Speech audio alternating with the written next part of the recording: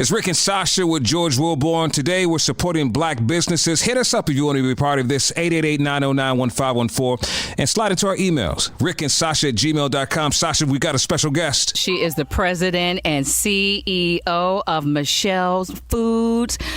Oh, my God. She has the syrup that's on the shelf that tastes so good. Aunt Jemima, we love you, but we love Michele, too. Hey, girl. Hey. How are you? I'm great. I really am. I'm doing good. Girl, you just got to tell us where you're from, when you started this business, because it's so exciting to me. Well, I'm from Chicago, and I started my business. You are not going to believe it, 35 years ago. Wow. You know, these are Chicago boys right here, Rick Party and George Wilborn. That's right. You know it. But yeah, well, this is it, the Chi Town. Absolutely. And so I started about 35 years ago. It was in the 80s. It was an article I read. There was a decade of the women, and women were going to emerge as CEOs and executives of companies. And I was a school teacher going through a divorce with 3 small little girls. I'm like, wow, I'd really like to be in that group. So I decided to start my own company. And so there was a recipe that had been handed down for 4 generations from my great-great-grandmother. Her name was America Washington in the late 1800s. She stayed on as a cook in the house that she was raised in. And she came up with this honey, churn, butter, and cream. The house that she was cooking for, the family did not like molasses. So she came up with this, and America passed it down to the 3rd daughter in each generation. My mother was the 3rd of 8, and I was the only daughter out of 2 brothers. And so I didn't get it right away. And when I had my 3rd daughter, my mother gifted it to me. At the same time, I was thinking, wouldn't it be nice if I passed them a business instead of a recipe? How about that? That's how the thought started. Not knowing anything about this industry, not anything at all. And so I started my mom's basement. I had to go on welfare because I divorced my husband and didn't have no money. And so I started my mom's basement and started making this in 84. Sound like a Madam C.J. Walker story. Yeah. I love it. And after about doing that for 6-7 months, I said, you know what, why not try to go to the largest retailer? As you all know, that's Jews, Costco in Chicago. Absolutely. And I went in and they told me personally I was upstairs. And I said, no, I'm here to see a buyer. And they're like, what?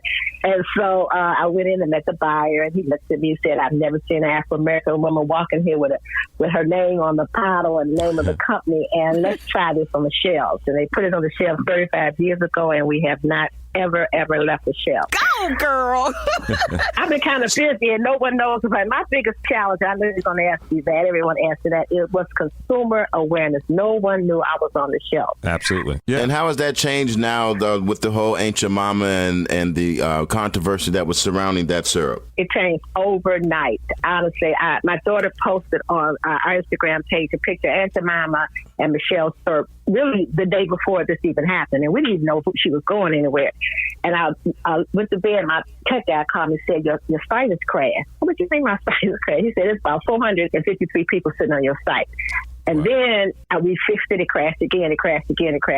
And then we went viral, and we just shot out. It was like, wow, what is going on? And the Instagram page started growing, and we went viral, and I started getting all these calls. I just did GMA yesterday. It's going to air next week. I did Forbes magazine, and then I also just got an invitation to send product to Oprah for the O magazine. Hey!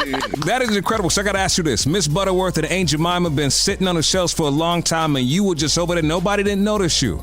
How did you feel, and how do you feel now? I want you to answer that when we come back. It's Rick and Sasha with George Wilborn. It's Rick and Sasha with George Wilborn, and since the death of George Floyd, a lot of white companies have had to come clean for undermining black faces. When I say that, I mean you use black faces, but you don't serve the black community. One being Aunt Jemima and Uncle Ben's and Miss Butterworth. They had a black face, but it wasn't a black-owned company. And not only that, the faces were representative of servitude, slavery, butlers and maids. That whole thing just did not exist anymore. Right. So, everybody today, they're trying to right their wrongs. There was one company, though, black owned, Michele Foods. She was sitting there watching Miss Butterworth and Uncle Ben's and Aunt Jemima take the credit. Michele Foods, she had her own syrup. Michele, how did that feel to you, sitting in the back just watching them reap all the benefits from the Black community? I tell a cute story. This is emotionally how I felt about Aunt Jemima, because I always respected her. She had 77% of the market share. She was not authentic. She was not real, but I respected her brand. And people could walk by me and pick her up and go back, and I would come to the store sometimes and people say, well, I've never seen you. Well, I've been on the shelves, but I just put my face on it about 18 months ago. But I tell close friends that I was in the log cabin in the basement.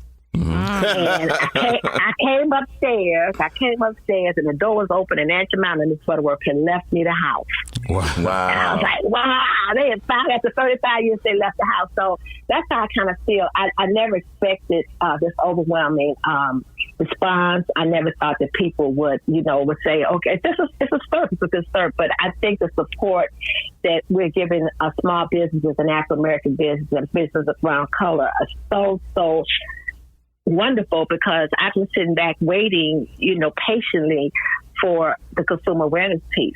And that is what I say, be careful what you pray for. Not be careful, but be prepared, because I've always prayed for, God, I think people would know that I'm out here. And overnight, the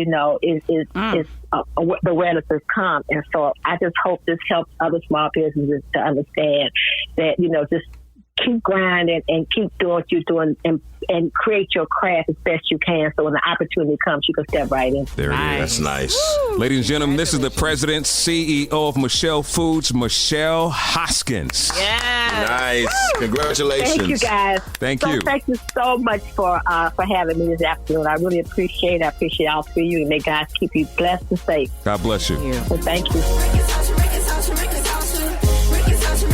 Everybody